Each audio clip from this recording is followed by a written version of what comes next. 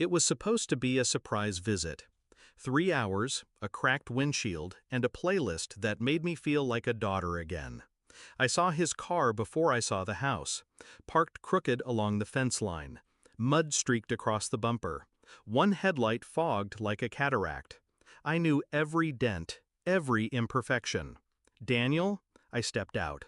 The air smelled like wet earth and something sharp.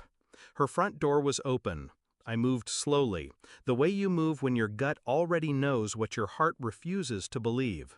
Then I heard it, a voice, my mother's, low, wrecked, not crying exactly, but unspooling. You said you'd never tell her.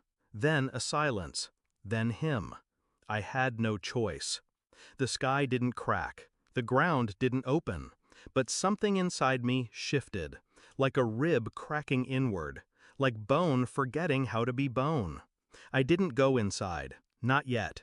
I stepped backward, down from the porch and around the side of the house, stood beneath the kitchen window like I had when I was 13, listening to her argue with my father through cigarette smoke and glass. My mother wept like someone trying not to, and Daniel, his voice was soft, familiar, laced with cowardice pretending to be empathy. I didn't know how else to tell her. Tell me what? I didn't move, didn't speak, just watched the curtain flutter like a heartbeat.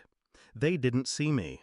They never saw me, not really, not for who I was, just for what I represented, the good daughter, the perfect partner, a mask that fit too well.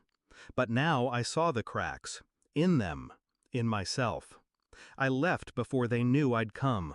No dramatic entrance, no confrontation, just quiet steps back to the car, hands shaking so slightly I could still drive. I didn't go home. I drove to the city, sat in my office until the sun rose, listened to his voicemails, 6 of them by morning. Just checking in, babe. Thought you were heading out there? I love you. Call me. I didn't call. I listened, again and again, to the tone, the breath between words, the silence where his guilt tried to crawl into hiding. Then I called a friend of mine, a tech consultant, asked if he could recover deleted texts from a backup I accidentally synced from Daniel's phone 2 weeks ago. He didn't ask why, just said, "Give me an hour." It took 40 minutes. When the files hit my inbox, I didn't open them right away. I stared at the folder, like a weapon I wasn't ready to lift. When I did, it didn't feel like pain. It felt like confirmation. Months of messages between Daniel and my mother. Some were vague, some weren't. Does she suspect? No. She trusts me. I hate lying to her. Then don't. I stopped reading. I didn't need to see more. 2 days passed before I returned to the countryside. My mother opened the door like she always did, eyes tired, hair pulled back.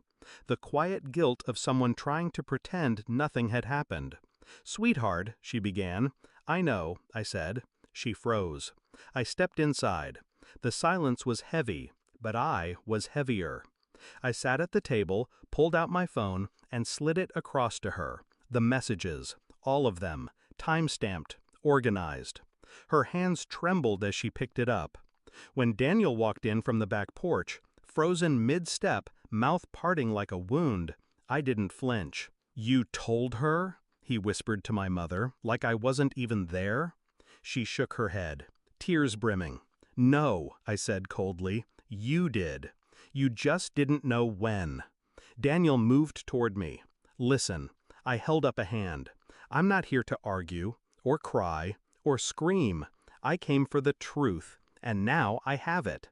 I stood, calm, controlled, my voice the sound of ice cracking beneath weight.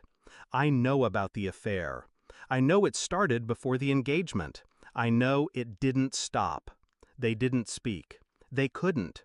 You chose her, my mother." Daniel shook his head like a reflex. "It wasn't like that. It never is. Until it is." I stepped toward him, slowly.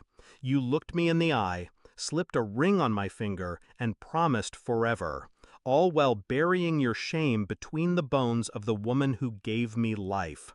I turned to her. "And you You watched me fall in love with him. You watched me build a future on rotting ground and said nothing." She opened her mouth, but no words came. "You didn't just betray me," I whispered.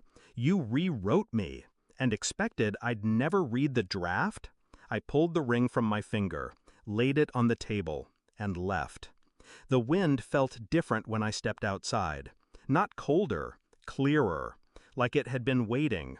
I didn't cry. I didn't turn back. In the end, it wasn't about rage. It was about release. They burned something sacred, thought I would crumble in the ashes, but I was never theirs to ruin. I was the silence that came after. The breath held too long, and the version of me that walked away was no longer breakable.